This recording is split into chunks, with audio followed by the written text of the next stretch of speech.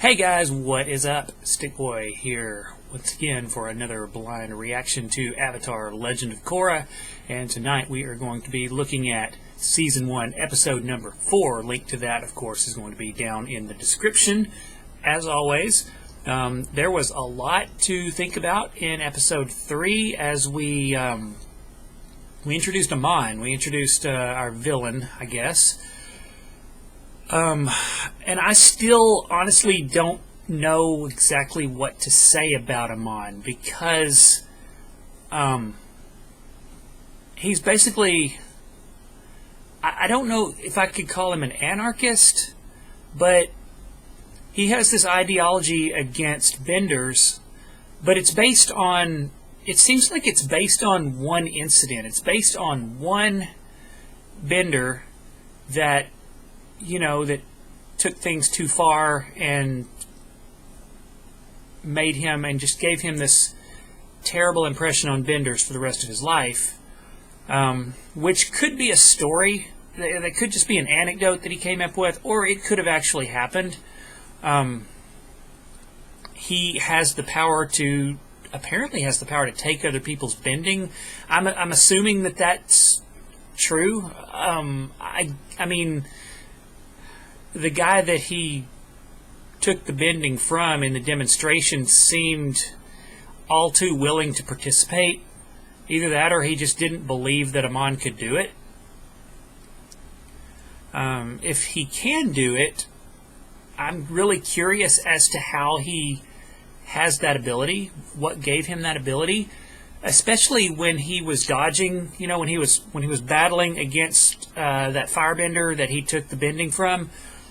The way he was dodging and everything, he almost looked like a bender as he was doing that. He moved the way a bender would move. But then again,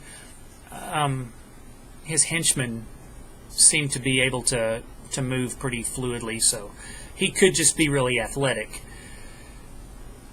But his ideology in itself, I really don't know what to make of it. There's so many questions. There's so many things that I don't know exactly what's true and what's not true that it's hard for me to just blurt out what is on my mind.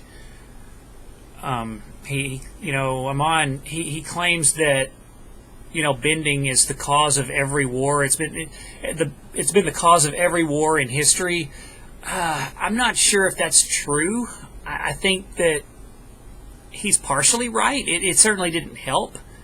The fact that some people can bend and other people can't bend, I guess, you know, I guess you could maybe, this is a very crude comparison, but maybe something like what we saw in Harry Potter with, you have completely magic families who are born into magic families, you know, purebloods, and then you have your people who were non-magic doers, who are muggles, non-magic doers, but who have kind of converted over and started doing magic even though they're not from magic families. And then you just have your people who don't do magic at all. And you've seen, you know, you saw the whole conflict of the Harry Potter series was a situation where you had, it was kind of the flip-flop though. It was the pure magic doers that were against people coming from, you know, impure families or impure roots in their eyes. It was kind of the opposite deal, but we've seen that before. But I don't feel like, in either case, I don't feel like it's the fault of the people that have the power. In this case, I don't feel like it's the fault of the people who have benders. Some people who are benders. Some people can do it, other people can't do it, and I think that either side can come at it with the wrong view. It's just that when that happens, when conflict happens, the non-benders have a disadvantage because they don't have, you know, essentially they don't have magical powers to wield. Although certainly, you know, technology could probably overcome that at some point. But doesn't seem to be the issue now. I mean, the Benders definitely have a clear advantage should conflict arise. So, yeah, it's an interesting conundrum, isn't it?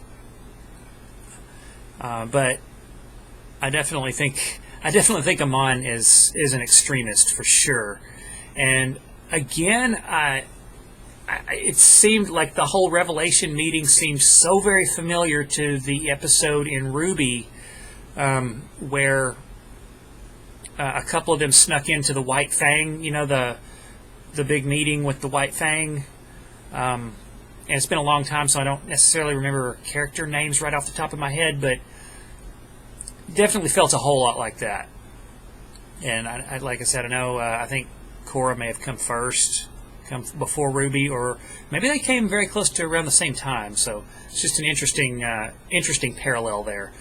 But anyways, like I said, there's a lot to think about, and I don't want to just have too many solid opinions yet, because I need to know more. I need to get farther into this and find out what's true and what's not true. So, with that being said, I think it's time that we move on into episode number 4. So, as I said at the beginning, that link is going to be down in the description below here. So take that link, head over to Google Drive, and I will see you guys there.